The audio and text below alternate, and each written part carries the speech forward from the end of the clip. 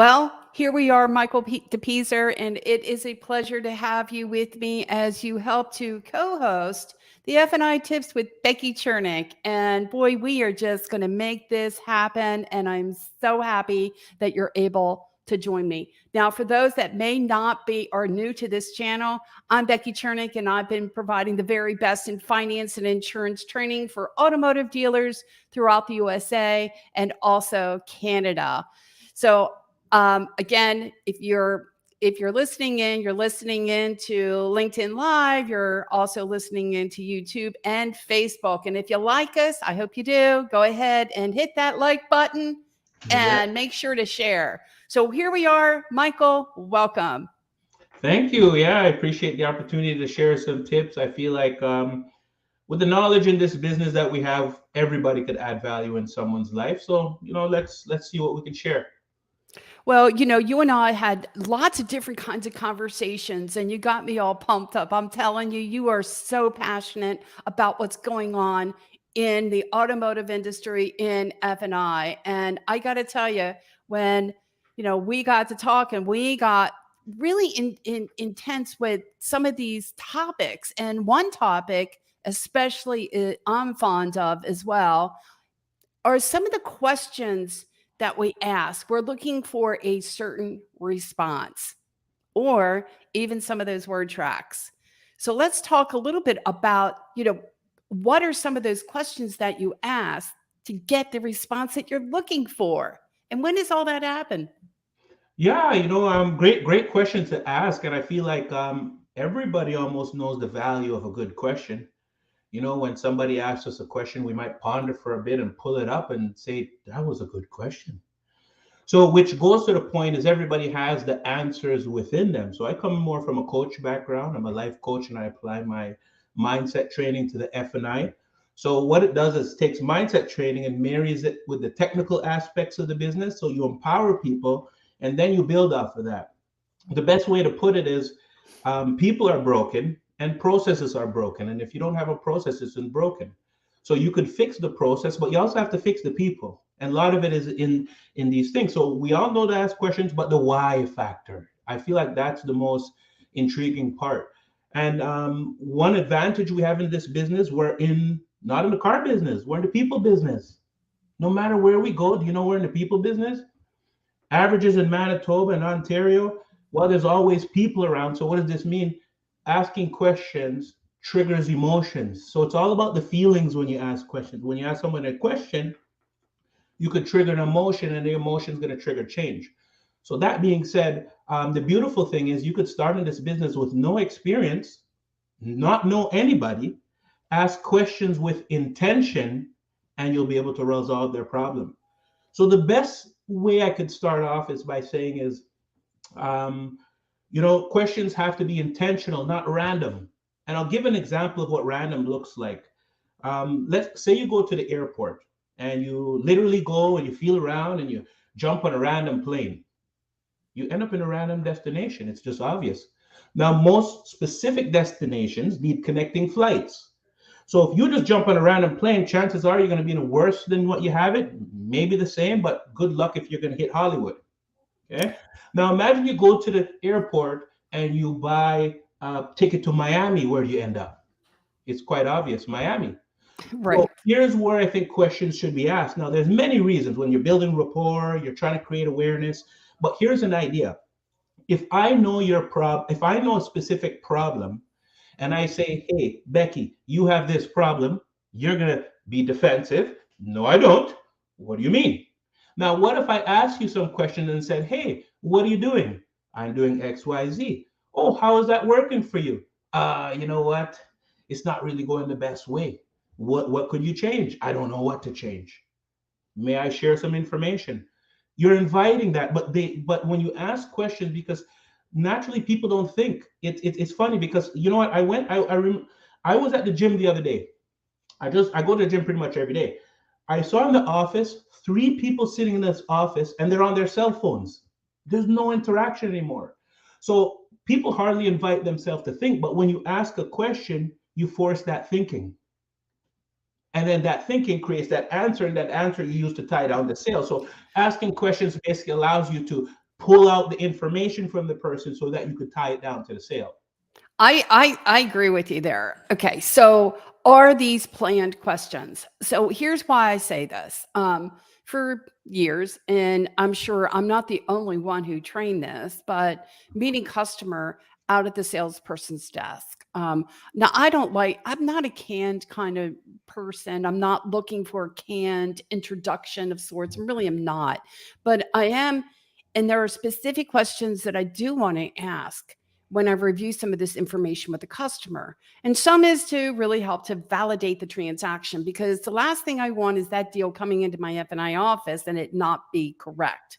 100%. I mean, we don't need that headache. And I want to encourage credibility, my credibility, if you will.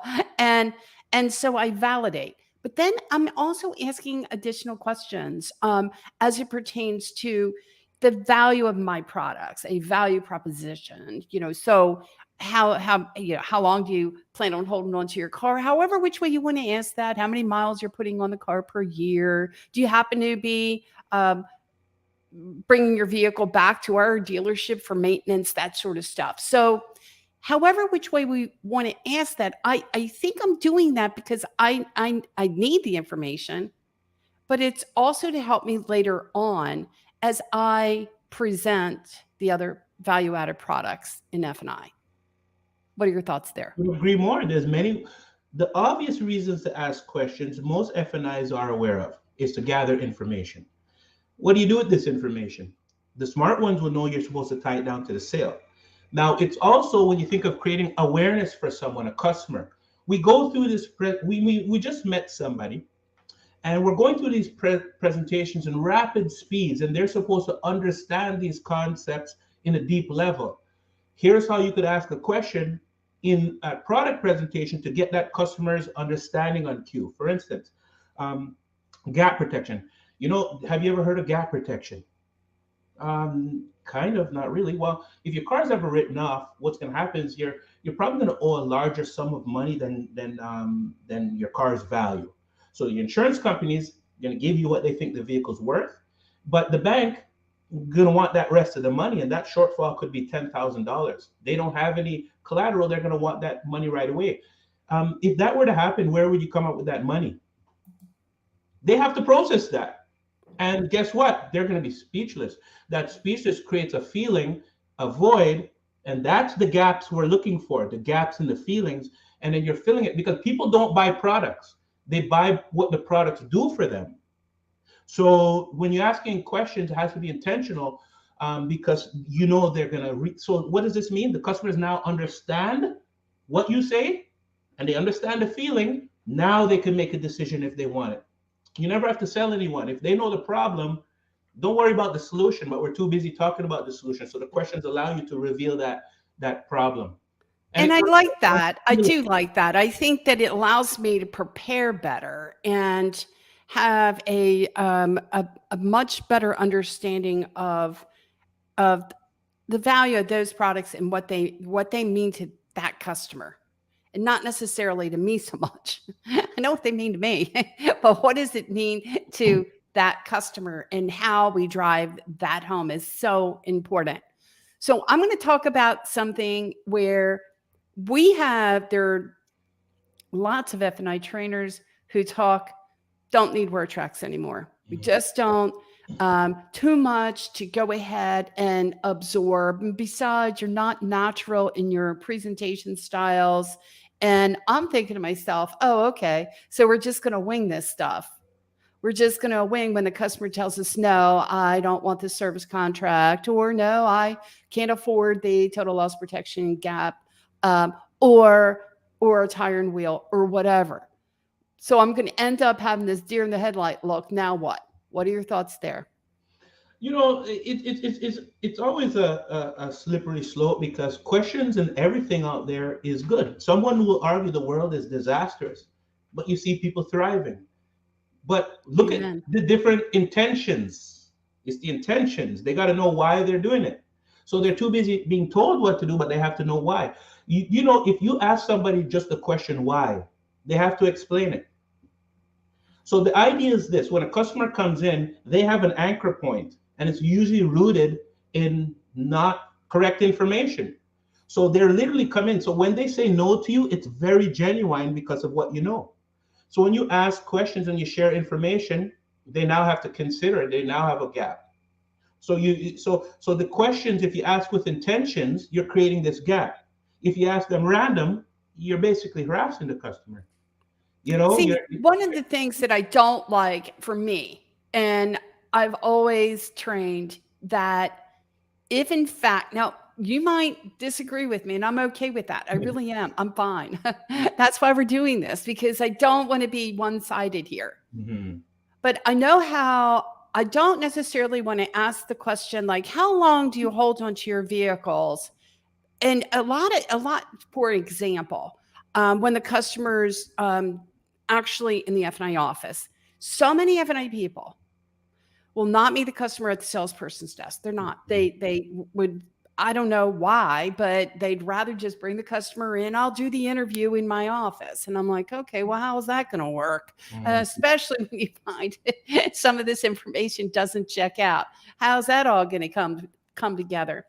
And then especially here when I'm asking the customer, okay, well, how many years do you plan on holding on to this vehicle? How many miles would you say that you're putting on this vehicle per year? And do you think your driving habits are going to remain the same? Now, I might say a little bit different than that.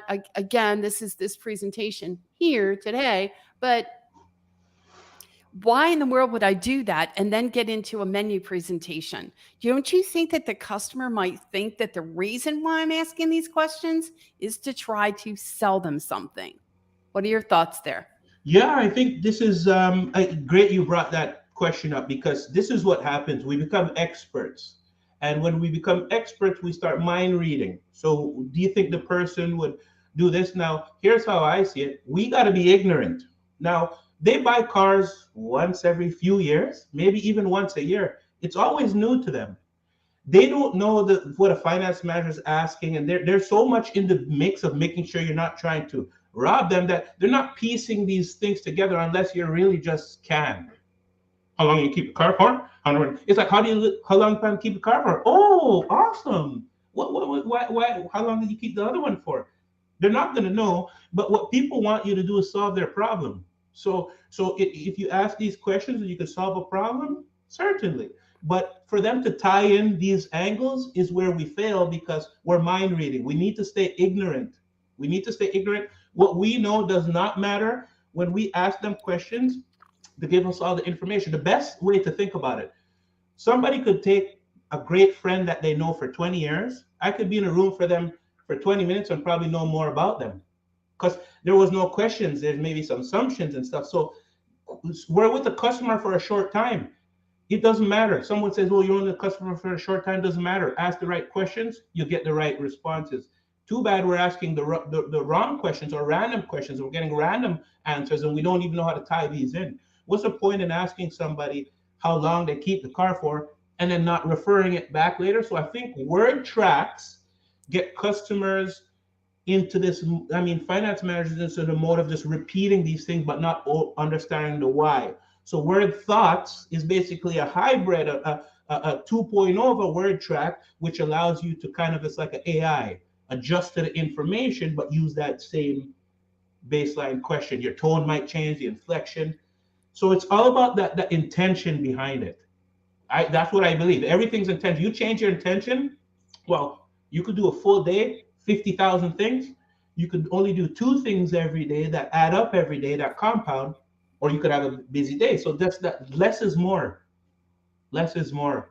So it's all about asking the right questions, getting the right response, letting the customer speak, and play Sherlock Holmes. Be a good listener. Tie it down to the sale later. You did say. You did say. Did you say this? Oh, then why don't we do this? So it's the questions that you ask at a certain time that you ask them. So, like for example, I ask certain questions at a certain time. I'm gathering my information as we talked about earlier on. I'm meeting customers earlier on, and I'm doing that to frame myself and presentation and to make sure that I have the information that I need. It's nothing different than an interview you would have with perhaps a potential employer. I can't even imagine that you would go into this potential employer without knowing something about their dealerships and how many dealerships that they have, or something about the history of this dealership. So that way you can have a very informed conversation, right? Yeah. You wouldn't go in to a conversation, I wouldn't think, in any type of presentation without doing your homework. I can't even imagine, guys, going on stage, going in my live talks or workshops without knowing my content and practicing, drill, rehearse, and making sure that I have this stuff down. And how important is that? Yeah, it's the whole game. It's either, you know what, it's like a full 360. Where do you ask questions? It's an ongoing process. See, you don't even have to sell in this business. You ask right questions, they'll tell you what their problem, and they're basically telling you, here's my problem. Do you have anything to share with me? So for instance, here's what a lot of finance managers do when they sell. They talk about, here's the solution, we have warranty, blah blah blah. Next we have this, blah blah blah. Next we have, look, next we have, next you might as well build them a big fortress of letting them know how much cash you have. But imagine you say this, oh, what do you think about the roads in Winnipeg? Oh, they're horrible. Well, here's the thing that I would say about that. Yes. And I don't know how many realize that you are from Winnipeg and that you're from Canada, but by the way, you are. But see, this is something that I picked through during that meet and greet with that customer and reviewing this information. I know where they're traveling. I have a really good understanding of it. So I don't really have to, I can almost say, well, I can say, and earlier on when we were talking, you told me that you're going to do some travel time. And I got to tell you, what do you think? What do you think of these roads? Not the best. So what it would be perfect for, to assure that you had that tire and wheel coverage, something along those lines. But Yeah, I'm you pulling know, it see, from that could something be more of a that setup customer and too. I went through earlier Yeah. on. See, and it really doesn't matter. It's like, you got, I'm into basketball. You have Kobe Bryant, you have LeBron James. They're both rock stars. They do it a different way. The point is the intention. So for instance, say I'm transitioning. I did a warranty. Now I'm going to transition to gap protection. I wouldn't say next we have gap or here's another offer. I'm saying, have you heard of gap protection before? And whenever the customer says no, it's basically no, tell me more, please. Here. When I go to the chemicals, the rust paint fabric undercoat, I'll say, what do you think about the color of the car? Oh, I love it. Then I'll say something like, everybody's gonna love the car. The sun. Here's what you have to be aware of with the sun. But see, it's they're driving these. So when you ask the questions and the transitions as well, you're getting them to open up just so you could grab onto something. But if you're the one sharing the information, it's a sale. So yeah, you use them everywhere. When they say they don't want it, say objection handling. The customer doesn't want the payment. Okay, is it something I said? Is it the products, or is it just you don't want your payment to change? Well, in my training, when a customer says that, it takes them to show them what their actual payment is. Do you know what a variable payment is versus a fixed payment?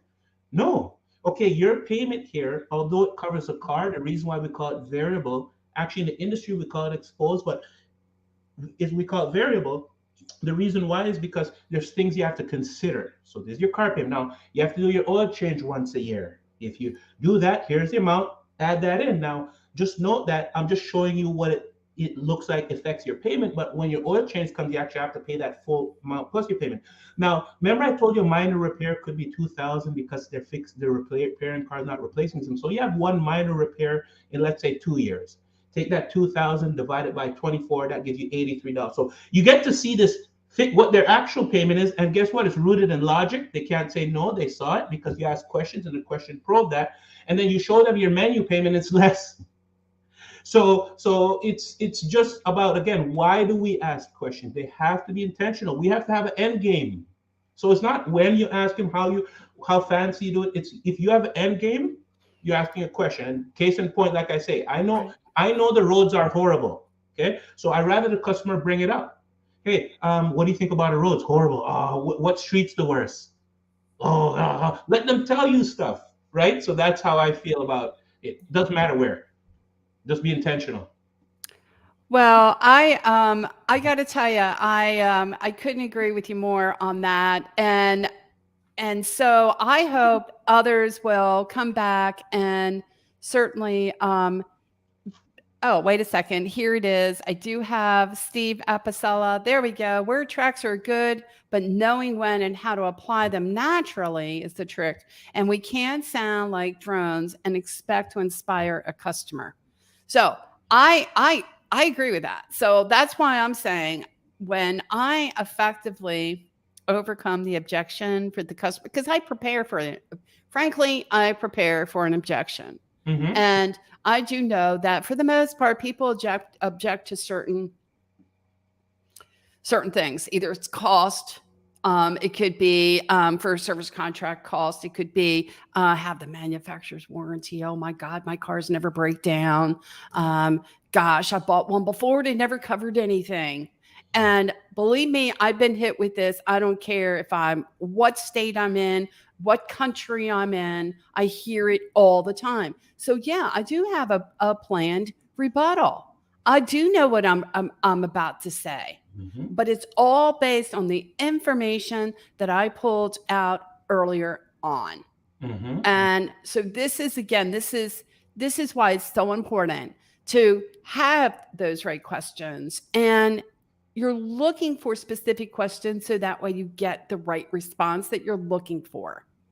You And couldn't have said it you better. know your word tracks inside and out. You know how to 100%. respond appropriately.